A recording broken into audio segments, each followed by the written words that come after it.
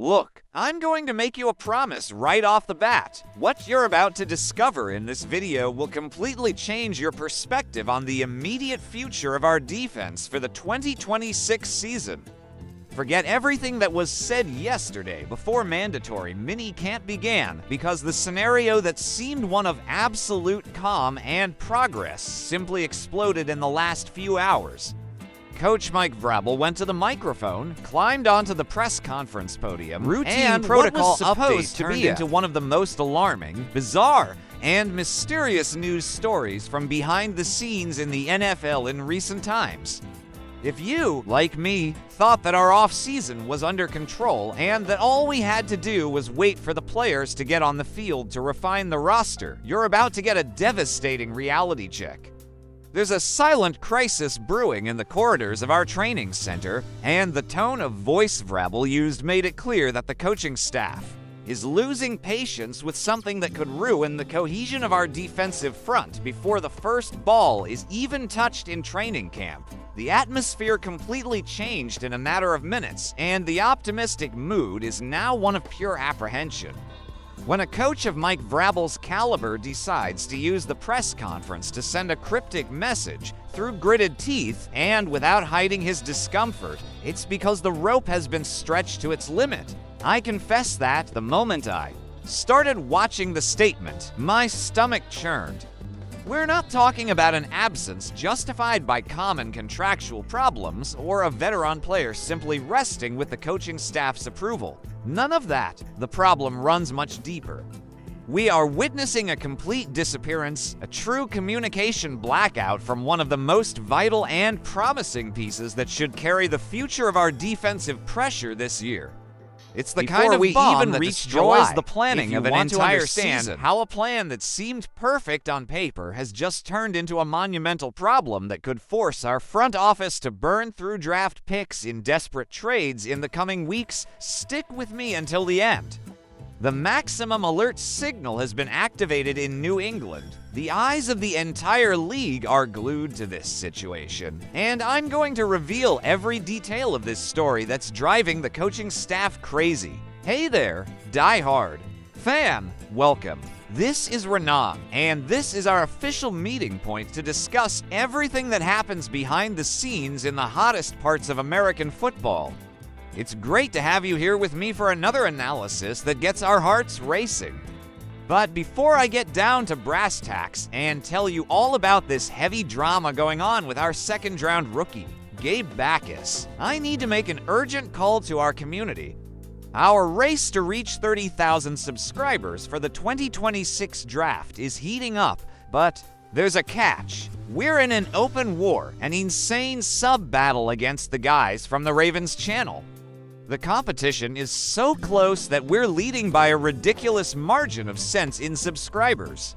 That host of theirs, Joey Peterson, won't stop spouting nonsense on social media and mocking us. We absolutely cannot let the Baltimore fans get the upper hand on us. Let's get our revenge and crush these guys in the scoring, just like we usually do when we face them in the playoffs. If you haven't clicked the button yet, scroll down now, smash that subscribe button, and leave a like to support our team. And leave a comment below with our movement's hashtag so I know you're with me in this battle. Now that you've strengthened our bond, let's get straight to the point that's keeping me and the entire coaching staff up at night. You know that feeling when everything seems too good to be true? Just yesterday, I recorded a video here on the channel talking about expectations for mandatory workouts, and I was super relaxed, super optimistic. I really thought Gabe Bakis' absence was just a false alarm, a silly thing from early June. The respected insider Mike Reese had released a statement saying he'd be surprised if it was because of money or contract issues, and that sources close to the player guaranteed he'd be back in the building very soon. Everyone swallowed that narrative and relaxed. After all, the kid had that hamstring injury at the end of his college career in Illinois, didn't participate in the official pro day, and only did a private workout for NFL scouts.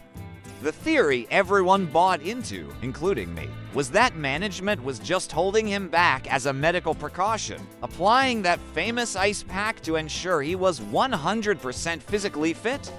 Let's shut the doors on him now, secure his treatment, and send him flying off to training camp, we thought, but reality slapped us in the face. The mandatory mini camp started, and guess what? The guy simply didn't show up. He didn't set foot in the building. He vanished. The scene unfolding at the Foxborough Training Center is one of stark contrast. On one side of the field, veteran players and drafted rookies run under the sun, the clatter of helmets echoing through the training grounds. And the energy of the main roster demonstrates the total focus on tactical preparation that Mike Vrabel and defensive coordinator Zach Cherney are implementing. The eyes of the reporters and analysts present were initially fixed on the quarterback's development, Drake May's leadership posture, and the first collective 11-on-11 repetitions. Every movement, every audible command on the line of scrimmage, and every reaction from the coaches on the sidelines was meticulously noted by the press. The blue and white jerseys moved at high speed, drawing the new routes and tactical pressure packages that promise to rejuvenate the franchise's identity for the 2026 season. The atmosphere exuded the classic restart of an NFL off-season, where every second of replay on the field is worth its weight in gold for building the roster hierarchy. However, far from the noise of whistles and the excitement of athletes on the field, the locker room and meeting rooms reveal an absence that has become impossible to ignore. The locker intended for Gabe Bakis, the second-round pick who was supposed to lead the team's new generation of pass rushers, remains untouched. No uniform pieces have been removed. His cleats are still in their box, and the seat he should occupy during defensive video study sessions is completely empty.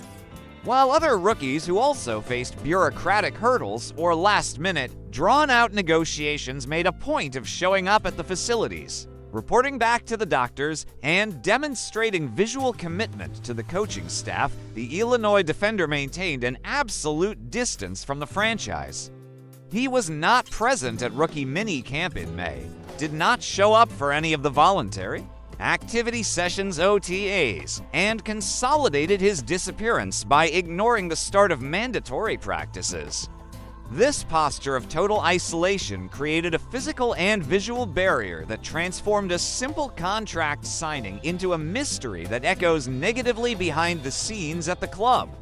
To understand the true gravity of what's happening here, we need to compare this farce to what happened last year. Remember the Trayvon Henderson situation? He was also a second-round pick who took forever to sign a contract, dragging negotiations out until the end of July. But pay close attention to this crucial detail that changes everything. Henderson was in the building. He participated in rookie minicamp. He ran in OTAs. He was present at mandatory minicamp, even without the damn signed contract. He wasn't doing full contact workouts to avoid injury without financial guarantees, which is totally fair, but he was there with the group, listening to the coaches, studying the playbook, and showing that he wanted to be part of the team. What Gabe Bakis is doing is a completely different scenario, and, to be quite honest with you, it's a foolish and extremely damaging attitude. Other rookies in the league who were in the same contractual situation until 2 days ago showed up at their respective franchises. Bakis is the only second-round running mate in the entire NFL who hasn't signed yet and has adopted this radical isolation stance.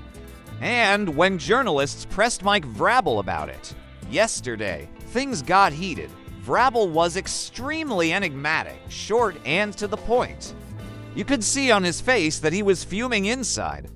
When asked if the absence had anything to do with the wave of boycotts by second-round players last year, he snapped. I don't attribute it to anything other than the fact that he's not here and he's not under contract at this time.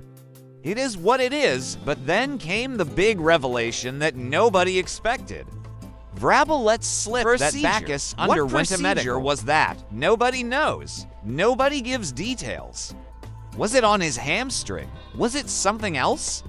And the worst part, when asked how much time Vrabel spent working with the kid, the answer was jaw-dropping. Absolutely nothing.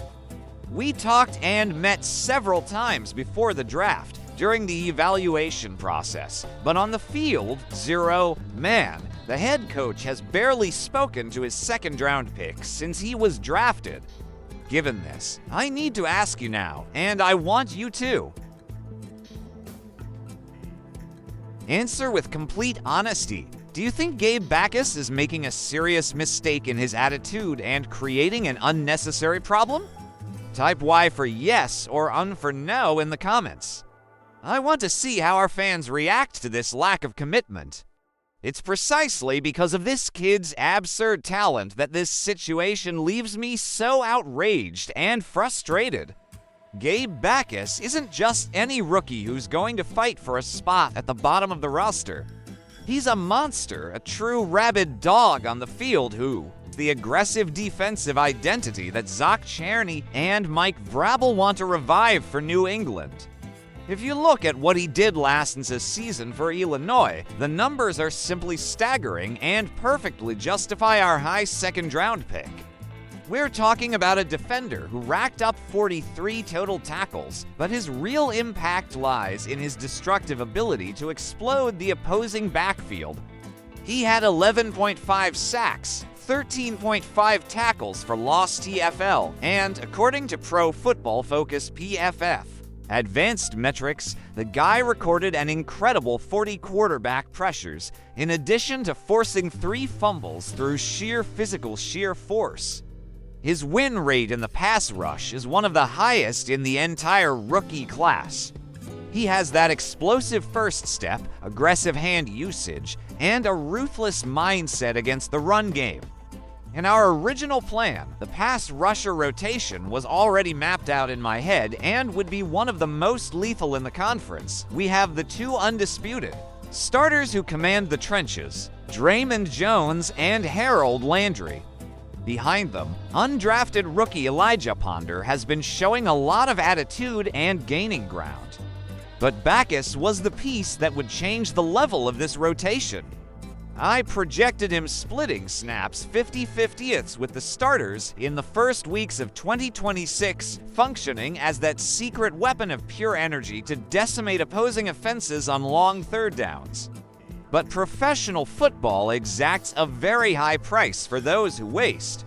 Preparation time. Vrabel's defensive system is complex, demanding quick reading, extreme tactical discipline, and millimeter-precise coordination in executing stunts and coverages. By missing all the practical learning stages on the field, Bakis isn't just failing to sign a piece of paper. He's creating a tactical disadvantage between himself and the rest of the group. His talent is undeniable, but talent without execution within the system doesn't win games in the NFL. If this contractual, impasse and medical mystery drag on until mid-July, we will officially enter the off-season panic zone. The worst possible scenario before us is seeing a second-round pick turn into a wasted year because the player will arrive at training camp completely rusty, out of game rhythm, and without knowing a single line of the defensive playbook. That's why I state with total conviction, our front office needs to start looking at the transfer market immediately. We need depth in the pass rusher. Rush to bring to our team.